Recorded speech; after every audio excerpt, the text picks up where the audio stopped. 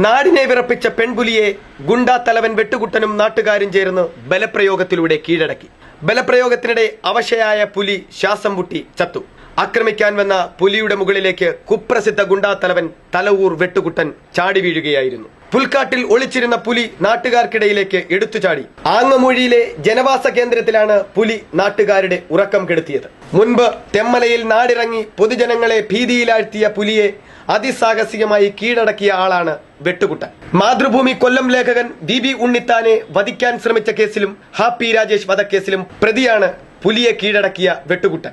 ചീറിയെടുത്ത പുലിയുടെ മുകളിലേക്ക് ചാടി വീണ കുട്ടൻ മൽപിടുത്തത്തിലൂടെ പുലിയെ കീഴടക്കാൻ ശ്രമിക്കുന്നതിനിടെ കണ്ടുനിന്നവരും പുലിക്ക് മുകളിലേക്ക് ചാടി വീഴുകയായിരുന്നു. ഈ സമയം കുട്ടൻ ഉടുമുണ്ടുരിഞ്ഞ് പുലിയുടെ വായിലേക്ക് തിരികെ കയറ്റി. കൈകാലുകൾ ബന്ധിപ്പിച്ച് കുട്ടനും കൂട്ടരും ചേർന്ന് പുലിയെ വനപാലകർക്ക് കൈമാറി.